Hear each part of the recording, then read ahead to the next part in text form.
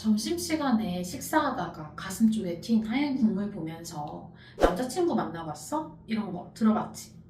아니면 너무 일처리를 엉망으로 해서 정색하고 한마디 했더니 누구씨 오늘 왜 그래? 오늘 그날이야? 이런 거 다들 많이 들어봤지? 나도 예전에 당해봤었어. 근데 너무 열받는 게 뭔지 알아? 이런 건 고소해도 처벌이 어렵다는 거야. 왜냐면 우리 형법상 성희롱 자체를 처벌하는 규정이 없거든. 근데 그렇다고 해서 이런 일을 맨날 당해줄 수만은 없잖아. 이런 상황일 때 변호사인 나라면 어떻게 할지 오늘 언니가 알려줄게. 자, 우리가 성희롱 대응법에 대해서 찾아보면 다 녹음하라고 하잖아. 물론 명백한 녹음 증거가 있다면 너무 좋겠지. 아니 근데 우리가 언제 성희롱 당할 줄 알고 녹음기를 미리 킬 시간이 있냐고.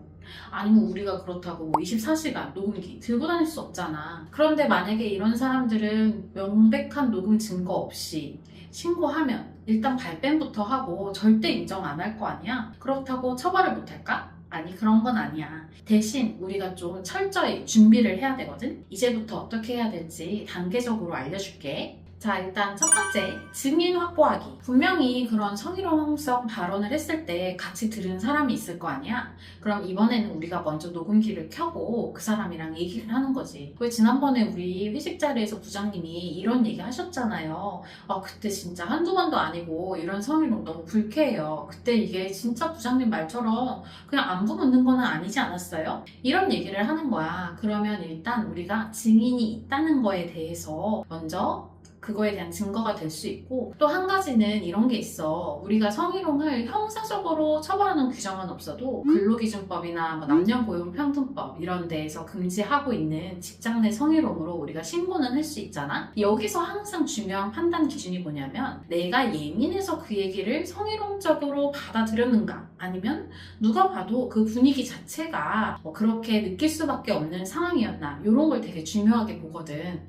그렇기 때문에 우리가 나중에 이런 증거가 될 수 있겠지. 내가 유독 예민해서 그렇게 느낀 게 아니라 그때 부장님 이러셨잖아요. 이런 얘기 한두 번 아니잖아요. 제가 불쾌한 표정을 지었는데도 했잖아요. 이런 것들은 우리한테 굉장히 유리한 증거가 될 수 있어. 아니면 또 뭐 카톡 메신저나 아니면 사내 메신저 같은 걸로 우리가 적극적으로 얘기를 하면서 증거를 만들어 놓는 것도 되게 좋을 것 같아. 그 다음에 두 번째, 증거 확보하기. 이게 물론 성희롱 자체에 대한 처벌 규정은 없지만 우리가 명예훼손죄나 모욕죄로는 처벌을 할 수가 있어. 그렇기 때문에 너가 얼만큼 정신적으로 힘들었는지에 대해서 매일 일기를 쓴다던가, 아니면 주변 사람한테 호소를 한다던가, 아니면 아예 정신과에 방문해서 치료를 받고 또 상담 기록 같은 걸 남겨놓는 것도 굉장히 좋겠지.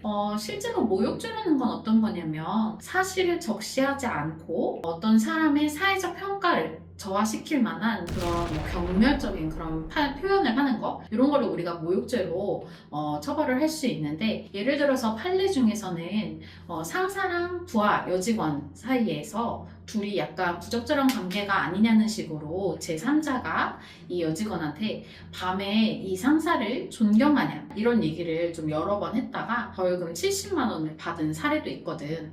그렇기 때문에 우리가 항상 받은 그런 정신적 피해에 대해서 좀 꾸준하게 증거를 확보해 놓는 거, 그게 일단 중요할 것 같아.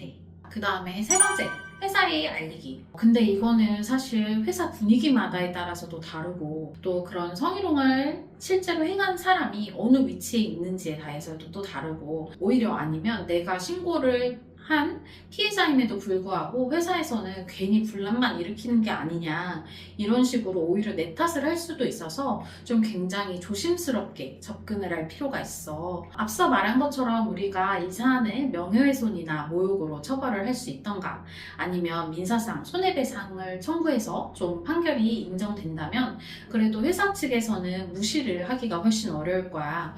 왜냐면 금고 이상의 형사처벌을 받은 경우에는 해외여행 결격 사유에도 뭐 해당을 한다거나 이런 식으로 굉장히 제한되는 부분이 있기 때문에 아예 확실하게 증거나 증인을 확보해서 결과를 낸 다음에 회사 측에 알리는 것도 우리가 한번 고려해 볼 만한 것 같아.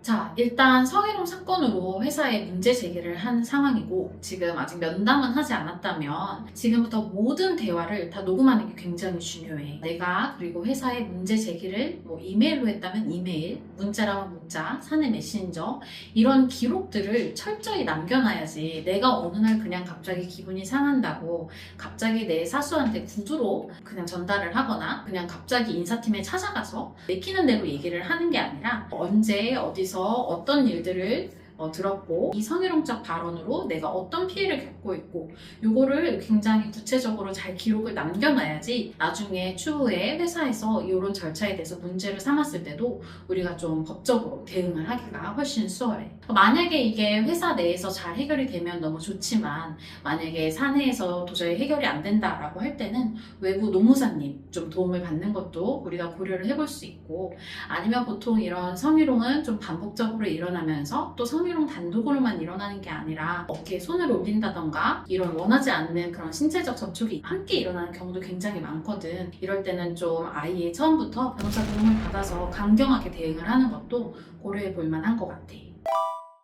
자, 세상 살다 보면 진짜 별 그지 같은 일도 생기고 별 그지 같은 놈들도 너무 많잖아. 근데 난 너네가 그럴 때일수록 더 위축되거나 상처받지 않으면 좋겠어. 왜냐면 그런 사람들은 기가 막히게 너네가 위축되고 상처받는 걸 알아채고 더 집요하게 계속해서 괴롭힐 거거든. 걔네들이 계속 활개를 치고 다니면 또 다른 피해자들도 계속 생길 거고 그렇게 더러운 농담을 하고도 아무런 죄의식이 없는 사람들 그런 사람들이 제대로 길을 펴고 살지 못하게 우리 쉽게 당해주지 말자. 만약에 혼자서 너무 해결이 어려울 것 같으면 계속 혼자서만 끙끙대거나 전전긍긍하지 말고 언제든지 언니한테 전화해. 언니가 같이 해결해 줄게.